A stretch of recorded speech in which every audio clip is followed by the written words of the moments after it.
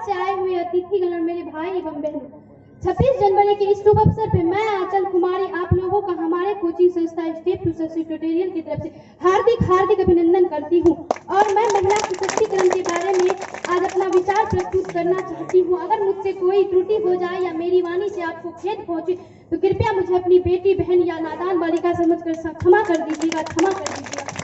क्या हूँ मैं, कौन हूँ मैं, बस यही सवाल करती हूँ मैं। तुम नारी हो, बेचारी हो, लाचार हो, बस यही जवाब सुनती हूँ मैं, बस यही जवाब सुनती हूँ मैं। जब बड़ी हुई समाज के रस्मों को जाना पहचाना, अपने सवालों का जवाब मैंने खुद में ही पाया। लाचार नहीं, बेचारी नहीं, मैं धड़कती चिंगारी हूँ। छेड़ो मत, जल जाओगे, मैं ही दूंगा और काली हूँ। माता पिता का अभिमान हूँ मैं, इस देश की शान हूँ मैं नारी हूँ, इस देश का आधार हूँ। सर्वप्रथम आप लोग भाई एवं बहनों यही सोच रहे होंगे, भाई महिला सशक्तिकरण किसे कहते हैं, भाई महिला सशक्तिकरण का अर्थ क्या होता है। तो मैं आंचल कुमारी आज आप लोगों को महिला सशक्तिकरण का अर्थ बताती हूँ कि महिला सशक्तिकरण का अर्थ ये होता है कि महिलाओं बिना भेदभाव किए महिलाओं को जीवन के प्रत्येक क्षेत्र में आगे बढ़ने की स्वतंत्रता दी जाए। और जो भेदभाव कर रहे हमारे देश में कुछ ऐसे लोग शामिल हैं जो बेटे एवं बेटियों पर भेदभाव कहते हैं कि बेटा बेटी समान है। भाई कैसे समान नहीं है बेटा बेटी? यदि वो लोग ऐसा सोचते हैं तो मेरा प्रश्न है उन लोगों से, आप अपनी पत्नी की इलाज के लिए एक महिला डॉक्टर को ही क्यों ढूंढते हैं? आप एक महिला डॉक्टर? क्या है आपके पास इस प्रश्न का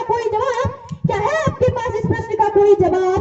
कहने को तो तुम पुरुष कहते हो कि हम नारियों की बहुत बड़ी लंबी जुबान है, फिर क्यों नहीं एक पुरुष भाई गूंगी लड़की से शादी करने को तैयार होता? फिर क्यों नहीं एक पुरुष गूंगी लड़की से शादी करने को तैयार होता? फेसबुक, हाँ जी फेसबुक, आज तो फेसबुक हर एक लोग देख रहे हैं। उसी फेसबुक की सीईओ, हाँ जी उसी फेसबुक के सीईओ मार्क जुकरबर्ग ने अपनी बेटी के जन्म लेने की खुशी में अपने जायदाद का 99% दान कर दिया। 99% दान कर। अब दूसरी तरफ हमारे भारतवर्ष को ले लीजिए, जहां पर अगर बेटी जन्म ले तो उसके घर में मातम शोक मनाया जाता है। भाई ऐसा फर्क क्यों? ऐसे घर में अगर बेटा जन्म ले तो पूरे गांव में मिठाई बांटी जाती है। ऐसा क्यों भाई लोग, ऐसा क्यों? अगर एक बेटा, एक बेटी, एक भाई बहन, एक माता पिता के बच्चे एक घर के छत के नीचे रहते हैं तो उनमें इतना फर्क क्यों? भाई जब हम एक ही भाई बहन, एक ही माता पिता के बच्चे हैं तो भाई हमें इतना फर्क क्यों? दूसरी तरफ हमारे देश के लोग कह रहे हैं कि हमारा देश तरक्की करे। भाई कैसे तरक्की कर रहा है हमारा देश? किस तरह से तरक्की कर रहा है? जब तक एक नर और एक पुरुष के बीच की दीवार को नहीं गिराई जाएगी तब तक हमारा देश विकसित नहीं करेगा, तब तक हमारा देश विकसित नहीं करेगा। हमारे देश में तो नारियों को पैर की जूती, धूल, नारी का सम्मान नहीं, नारी का कोई दर्जा नहीं। वो देश विकसित करेगा, वो देश कैसे विकसित करेगा? क्या है आपके पास इस प्रश्न का कोई जवाब? हमारे देश में नियत आदमियों की खराब होती है। घूंघट हम महिलाओं से करवाया जाता है, क्या ये है हमारा समाज? क्या ये है हमारा कानून?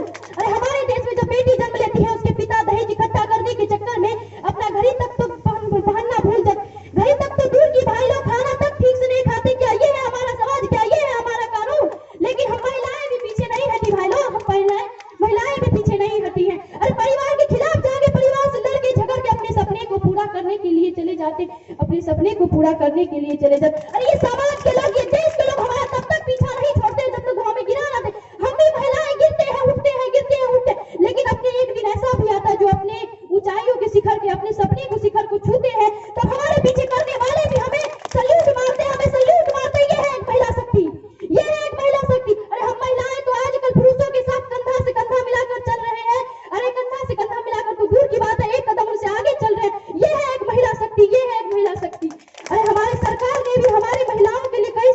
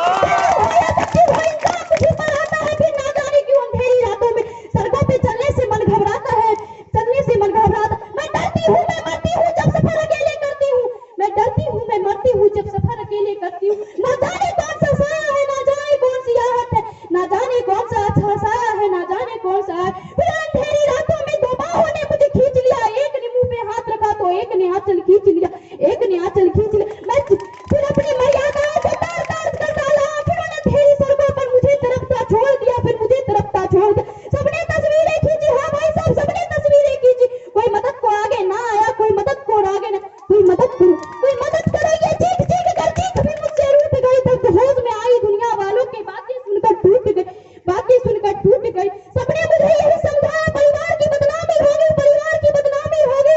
ये नई उम्र के लड़के हैं, ये नई उम्र के लड़के हैं, थोड़ा तो बहकी जाती है, थोड़ा तो बहकी जाती। दुनिया वाले तुझे पे प्रश्न उठाएंगे, क्यों गई थी काली रातों में, क्यों गई थी काली रातों में, क्यों नहीं था कोई साथ में, क्यों नहीं था कोई के साथ।